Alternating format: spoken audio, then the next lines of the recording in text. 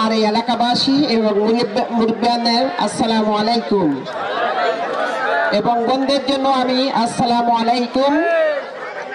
মাহে রমজান, আমরা সকলে সিয়াম সাধনার মাধ্যমে এই মাসে আমরা একে অপরের সাথে হিংসা বিদ্বেষ ভুলে একই সাথে ঐক্য হয়ে আমরা এই রমজান মাসের সিয়াম আমরা পালন করি এবং আমাদের আশেপাশে প্রতিবেশী আত্মীয় গরিব আত্মীয় স্বজন যারা থাকেন তাদের দিকে সুদৃষ্টিতে আমরা নজর রাখি যেন সকলেই আমরা সমানভাবে আমরা ইফতারি খেতে পারি, সেহরি খেতে পারি। এটাই হচ্ছে রমজানের মূল তাৎপর্য। আমার প্রতিবেশী কেমন আছে আমি যদি সেই খবরটা না রাখি, নিজে শুধু ভালো খাই আর ভালো করি, এটা রমজানের কোনো সিয়াম বা সাধনার মধ্যে পড়ে না।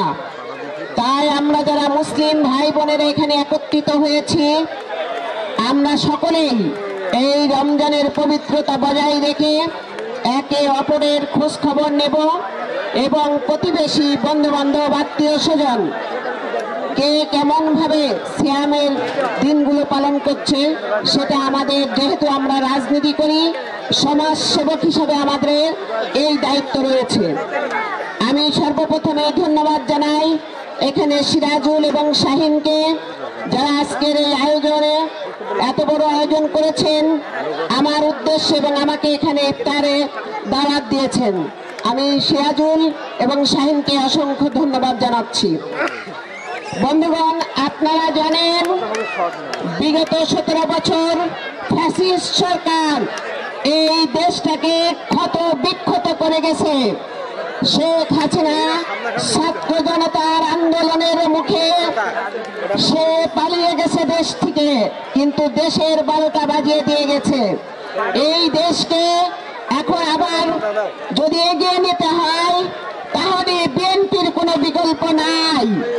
আগামী দিনে খালেদা জিয়া এবং তারেক রহমানের এই দেশের আবার হাল ধরতে হয়েছে এবং তারাই এই দেশের মানুষজনের জন্য গণতন্ত্র ফিরিয়ে দিয়েছে এবং তারেক রহমানের নির্দেশনায় এই স্বাধীনতা বিজয়ী হয়েছে। আপনারা জানেন আগামী দিনে একটি সুষ্ঠু নির্বাচনের জন্য তত্ত্বাবধায়ক সরকারের যে দায়িত্ব, সেটা হচ্ছে যেগুলো জরুরি সংস্কারের প্রয়োজন সেই জরুরি সংস্কার করে এবং এই যত দ্রুত সম্ভব একটি সুষ্ঠু সুন্দর নির্বাচনের ব্যবস্থা করা। কিন্তু আমরা দেখতে পাচ্ছি দেশে আজকে বিভিন্নভাবে ষড়যন্ত্র চলছে। আওয়ামী ফ্যাসিস্টদের ঘাপটি মেরে থাকা, গুপ্তভাবে তারা পালিয়ে থেকে বিভিন্নভাবে দেশকে অস্থিতিশীল এবং অস্থিতিশীল এবং নৈরাজ্যের সৃষ্টি করার চেষ্টা করছে।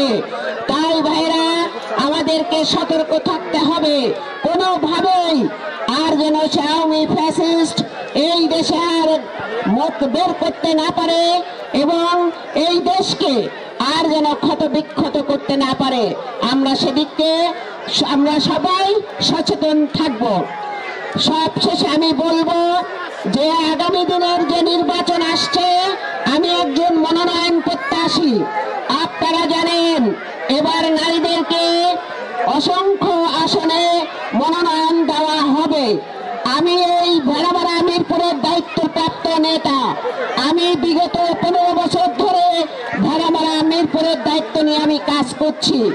আমি আপনাদের মাঝে এসেছি আজকে আপনাদের কাছে বলতে চাই, আল্লাহ যদি নসিবে রাখে, আপনারা যদি আমাকে সহযোগিতা করেন, আমি যদি এখানে আসি, আমার যদি টিকিট নিয়ে আমি আসি, আপনারা সকলের সহযোগিতা নিয়ে আমি ইনশাল্লাহ সেই ভোট সুষ্ঠু সুশৃঙ্খল একটি গণতান্ত্রিক উপায়ে যে ভোট নির্বাচন হবে, সেই নির্বাচনে বিজয়ী হয়ে আপনাদের পাশে থেকে আপনাদের জন্য কাজ করতে চাই।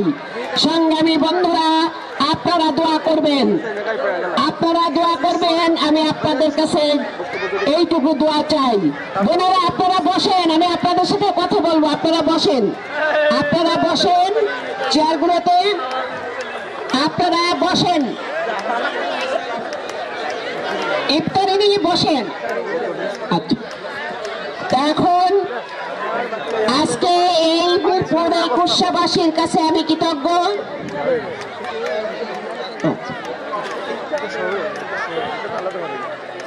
আমি আপনাদের কাছে শুধু এইটুকুই চাই, আপনারা আমার জন্য দোয়া করবেন, আমি যেন আপনাদের সেবায় আপনাদের পাশে থেকে কাজ করতে পারি, এই দোয়া চাই। আর সকলের উদ্দেশ্যে বিসমিল্লাহির রহমানির রহিম।